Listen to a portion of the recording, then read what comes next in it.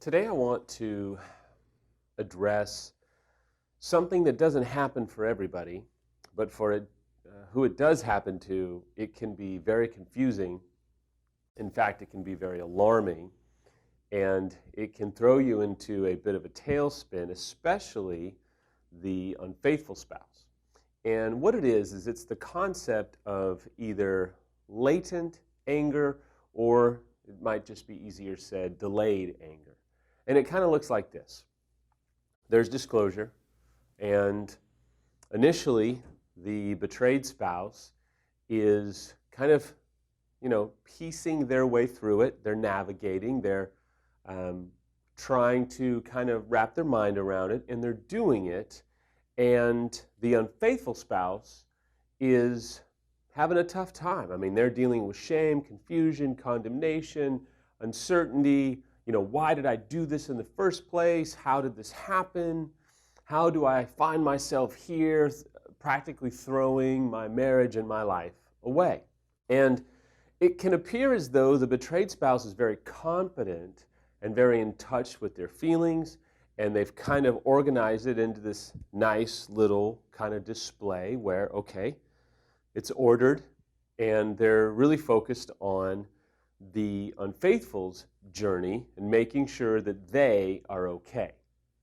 And then, about 6 months, maybe 4 months, I've seen it as maybe as long as 7, 8, sometimes even 9 months, but it's typically in the 6 to 7 month time frame that the betrayed spouse will kind of step into this, oh my gosh, I'm so angry. What happens is everything seems to be generating some momentum, you're moving along, and then all of a sudden it's like the anger hits home like a big freight train, and the betrayed kind of goes off the deep end. And I want to tell you that it's very normal for a certain amount of people. If you've experienced that, or if you're going through it right now, or I want to warn you, if you are an unfaithful and you're sitting back going, man, she or he is handling it well, we're kind of intelligently moving through the phases, and, they didn't have as much anger as I thought that they were going to have. Let me warn you, it's probably coming. And don't be surprised if it comes between the 6th and 7th month. When it happens, it can throw you into a tailspin, and you would go, I thought we were healed. I thought we were moved beyond this. I thought we were better than this. I thought our recovery was going great, and now we're in a tailspin.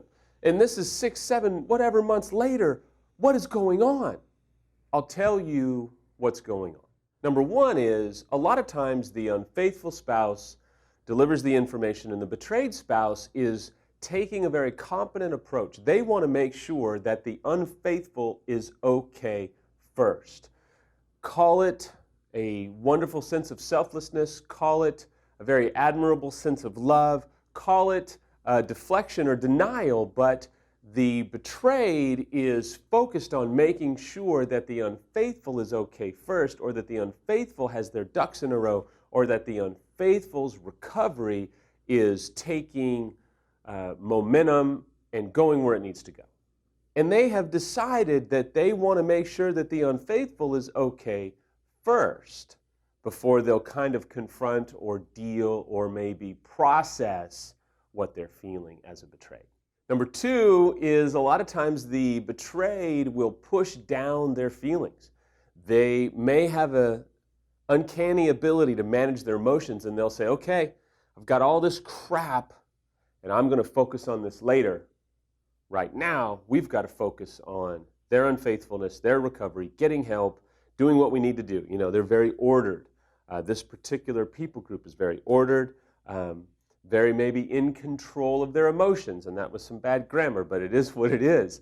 They just have the ability to kind of say, you know what, I'm going to shelf this, and they think that they maybe can come back to it later easily, or that they may not ever come back to it. But they have decided inherently to focus on you, the unfaithful, first. And it's very admirable, but it can lead to trouble later. In fact, a lot of times, again, they're not even aware of it. They think that they are handling it very well. They're not even in touch with it. But let me tell you, this pile of crap is on a train, and it will come. And when it gets here, it's going to rock your world. And so I really am doing this piece today to warn you about what could be coming your way somewhere between the conservatively 5 months to as much as maybe 9 months. I need to warn you, and that's my third point, this is very normal for some groups of people. Don't let this make you think, oh my gosh. Here's the thing that a lot of people say when I talk to them is, I thought we were doing so well. Or, I thought we were healing. Let me just tell you, the fact that you are uncovering a whole new chapter of grief, pain, hurt, crap, is actually a positive. You've got to retrain your thinking that recovery means everything goes great. It doesn't. Recovery means that you have to uproot some stuff. You have to pull some weeds. You have to rip out some things. You're going to step in some stuff that you didn't know was there. And you're going to kind of be, trying to shake it off and get that crap off. I'm sorry, you're going to have to go through a bit of a process to deal with it. And then finally, my fourth point is, this cannot be avoided. You are going to have to navigate through this. But it is very normal.